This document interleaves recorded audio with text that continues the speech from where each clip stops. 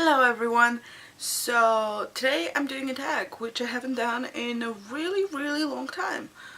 But I was tagged this time and actually it's a funny story.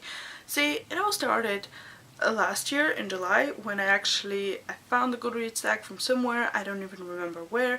I think I had found the original tag, but I don't remember, so don't quote me on that.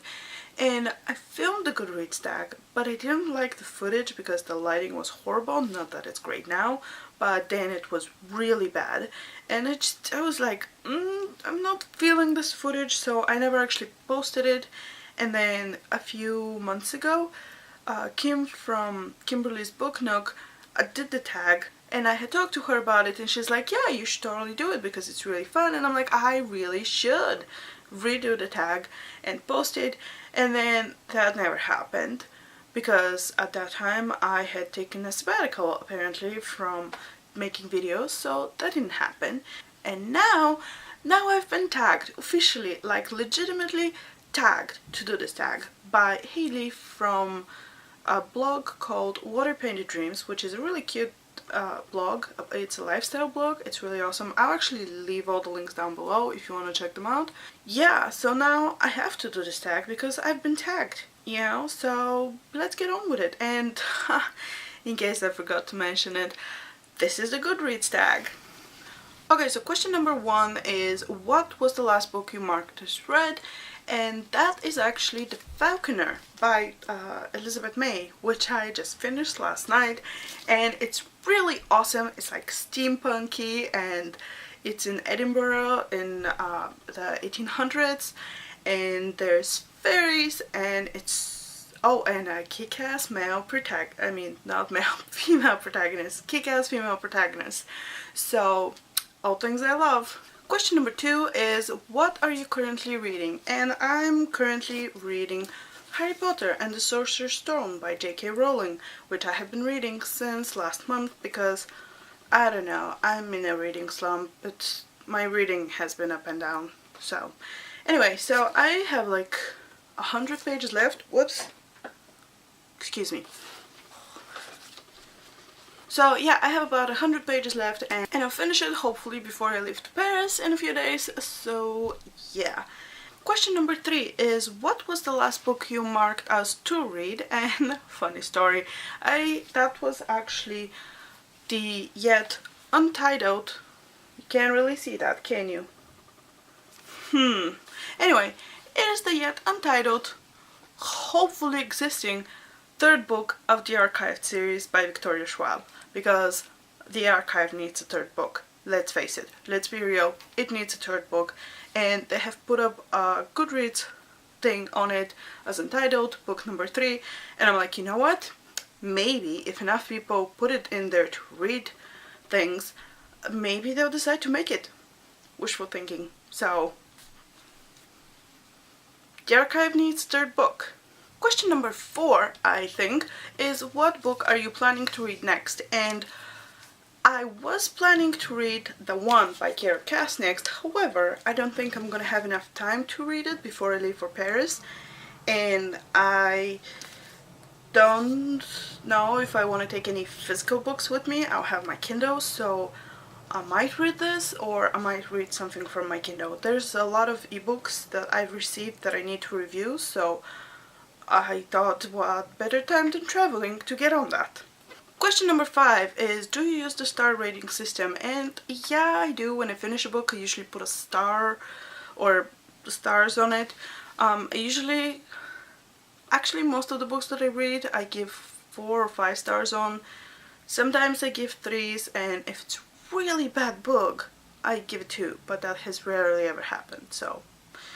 But yeah, I usually, if I really love it, if it made me laugh and it made me smile, and it like feels of any sort, like really good feels, and if it was really good characters and really good everything, I give it a 5, obviously.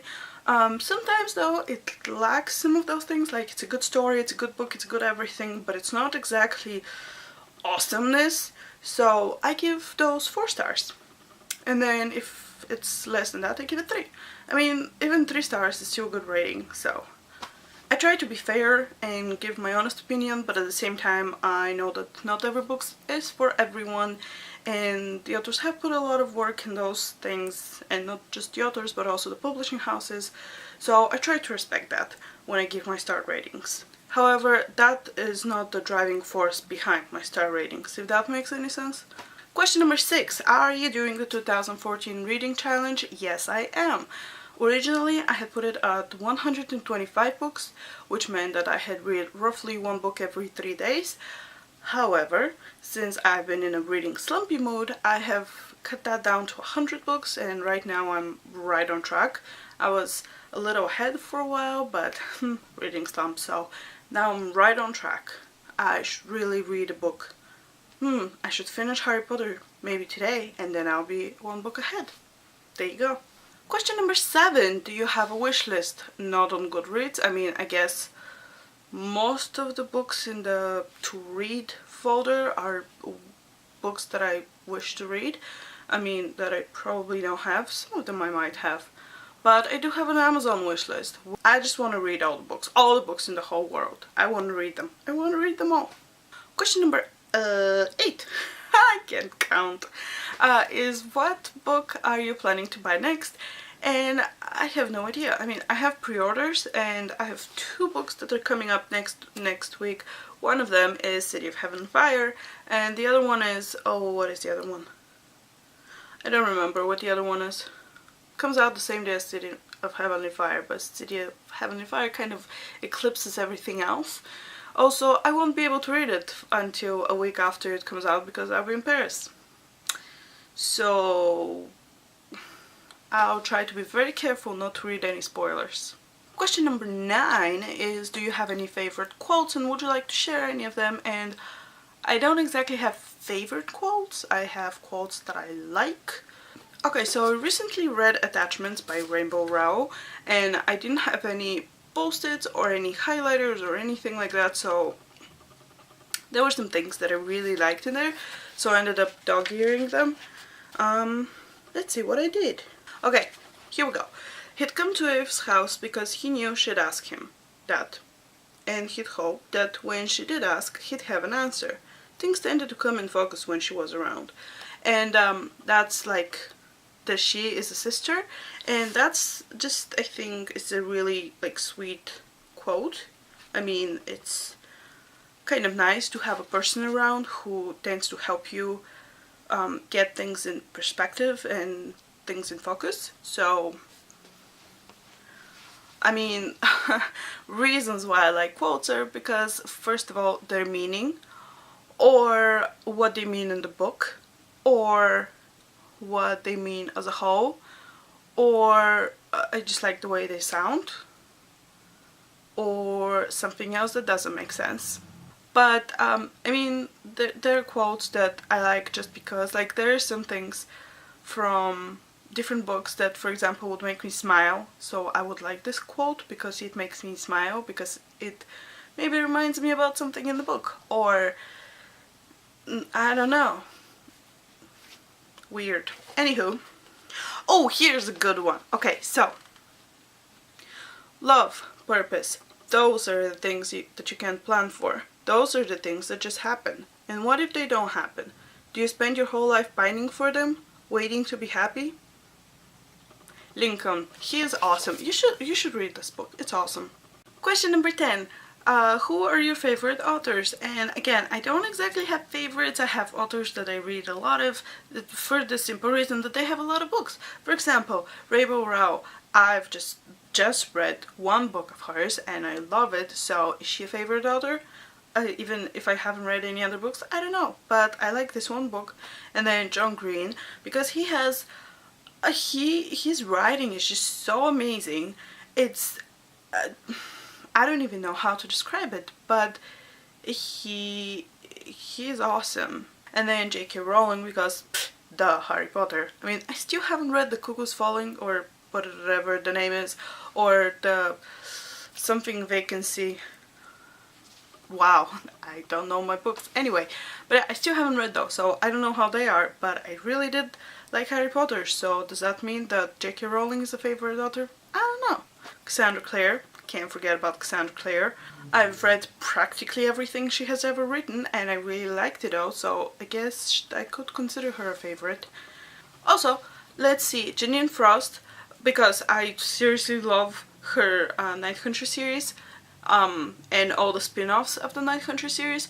Also, Rochelle Mead, because the Vampire Academy, awesome, and Bloodlines, amazing. And let's not forget Miss Sarah J Maas, who wrote Throne of Glass. I mean, that was epic. So, I don't really have a more specific answer than that. I mean, are they my favorite authors? I don't know, what does favorite even mean? And the last question, question number 11, is have you joined any groups? And yes, I have. I'm currently in 4 groups, I want to say. One of them is the Booksplosion book reading club, which is why I read Attachments, because it's the Booksplosion book of the month. Another one is the Romance Readers Reading Challenges. That's a lot of words with R's in them, which I joined because of all the challenges that I had. And I joined that group when I first joined Goodreads, which was the beginning of last year. And I, quite frankly, haven't really done any challenges lately because of the whole reading slump thing. But, you know, they have a lot of fun challenges. Also, the YA book club, because I like reading YA books. The YouTube book reviewers, because, well, I make videos about books on YouTube, so why not? Oh wow, I lied. I'm actually a part of 6 groups. Wow, I'm not a very active group member, but yeah, another one is Booktube Lovers, because again, Booktube, books, videos, YouTube, you get the picture. And also there was an archived read-along a few weeks ago, and there's a book club about it, and I was like, hey, let me join that because it's awesome. So I joined that too. And yeah, that's it for now. I hope you enjoyed it. Do the tag if you want to do it, and I will see you soon. Bye!